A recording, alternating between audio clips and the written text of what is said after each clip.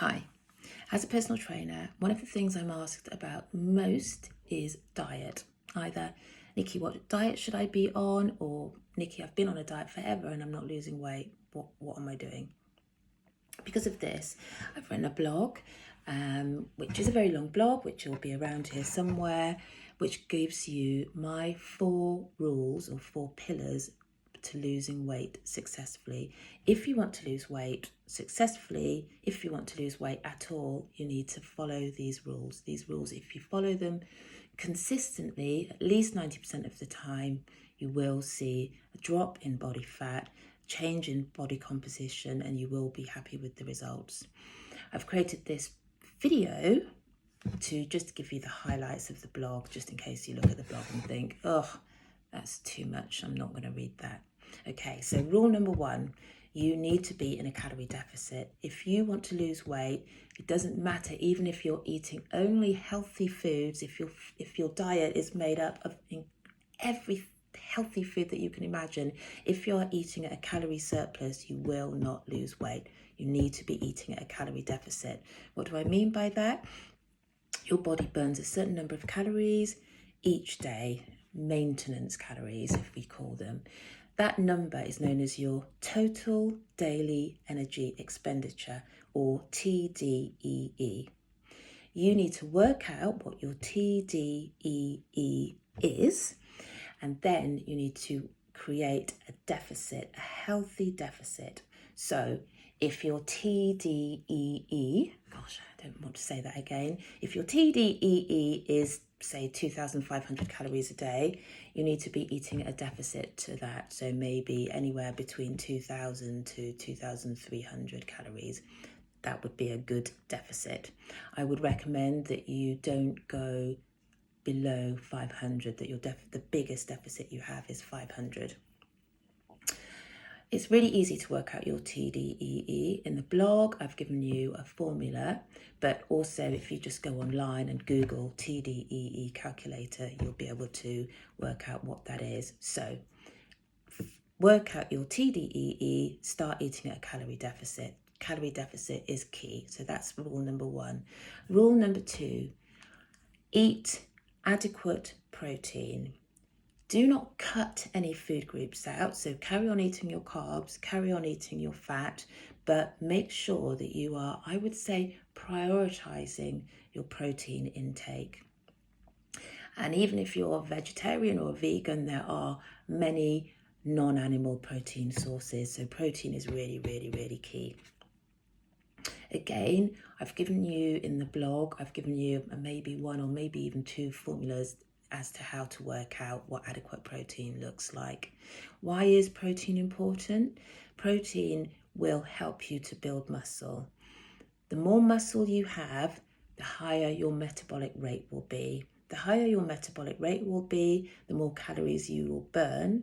The more calories you burn, the more fat you will start to lose. So basically, more muscle, higher muscle mass improves your fat loss. So that's why growing your muscle is really important. That's why protein is really important.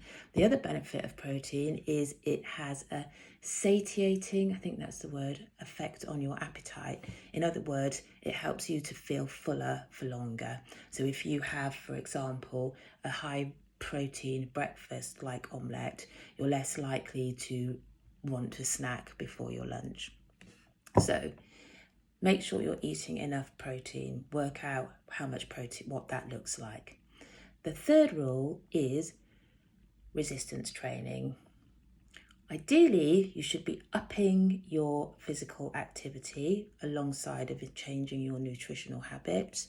And if you are doing that, then cardio alone is not going to get you the best results. You need to ensure that you're adding in resistance training. Cardio is great. Cardio will help you burn calories, but resistance training will help you to grow your muscle. And as we've already said, the more muscle you have, the better your fat burn will be, the better your fat loss will be. The other benefit that resistance training has over cardio is resistance training will benefit from what is called the EPOC effect, and I've gone into detail in the blog, so I'm not going to go into detail now, but basically what that means is once you've finished your training session, you'll be obviously burning calories during that training session, but after the training session you will still be burning calories because of that training session. And when your training session is a resistance training session, you will be burning calories for maybe up to 48 hours after your training session. With cardio, there is an EPOC it does have an EPOC effect, or it does benefit from the EPOC effect, but it's much smaller. Okay, so you've got your building of muscle mass and also a really good EPOC effect. So those are the two key reasons why you should be doing resistance training. Like I've said, cardio is really important, but if your goal is fat loss, cardio can be a problem if you do too much cardio, because cardio or too much exercise is a stressor on your body. If your body is stressed, then apart from the mental effects of stress, one of the physical effects is an increase in certain hormones, one in particular, which is cortisol. Cortisol will encourage your body to store fat.